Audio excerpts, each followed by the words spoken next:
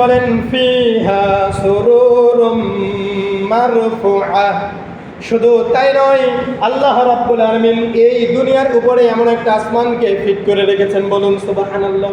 আসমানকে set করে রেখেছেন, যেই আসমানগুলোকে রাখার জন্য পৃথিবীতে কোনো প্রকার আল্লাহ তাআলা ধোঁকা ব্যবহার করেন নাই, কোনো প্রকার বাঁশ ব্যবহার করেন নাই, কোনো প্রকার পিলার ব্যবহার করেন নাই। সুউচ্চ স্বরে সপ্তম আসমানকে আল্লাহ রাব্বুল আলামিন স্তরে স্তরে সাতটা আসমানকে আল্লাহ তাআলা সুসজ্জিত করে রেখেছেন, বলুন সুবহানাল্লাহ। এত নিয়ামত দেখার পরেও যদি কোনো বান্দা আল্লাহর প্রশংসা না করে, ওই ব্যক্তির জন্য আল্লাহ রাব্বুল আলামিন জাহান্নামের নিকৃষ্ট জায়গা হাবিয়া নামক জাহান্নাম রেডি করে রেখেছেন, বলুন ঠিক কিনা?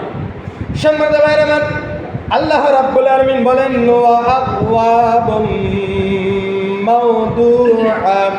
শুধু আল্লাহ রাব্বুল আলামিন এমনইভাবে দৃষ্টিনন্দন করে বিভিন্ন বিভিন্ন গাছগাছালি, বিভিন্ন রকমারি জিনিসপত্র, আসবাবপত্র আল্লাহ তাআলা সৃষ্টি করে দিয়েছেন মুসলমানদের জন্য, বলুন সুবহানাল্লাহ।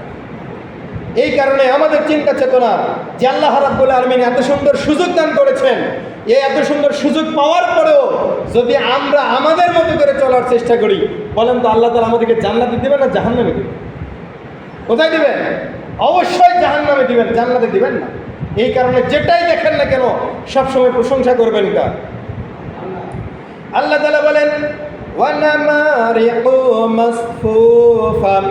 শুধু তাই নয়, আল্লাহ রাব্বুল আলামিন সারিবদ্ধভাবে দুনিয়ার বুকে বিভিন্ন পাহাড় পর্বতগুলোকে সৃষ্টি করে দিয়েছেন। সৃষ্টি করেন নাই? বিভিন্নভাবে পাহাড়, কিউকারাডং সৃষ্টি করে দিয়েছেন, তাজিংডং পাহাড় সৃষ্টি করে দিয়েছেন। আমাদের চট্টগ্রামে বিভিন্ন পাহাড়গুলো আল্লাহ রাব্বুল আলামিন সৃষ্টি করে দিয়েছেন। কারণটা কি? এগুলো দেখার পরও আমরা যেন তার নিয়ামতের শুকরিয়া আদায় করি।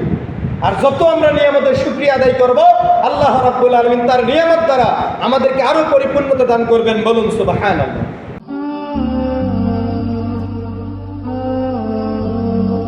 আলিকরা টিভি।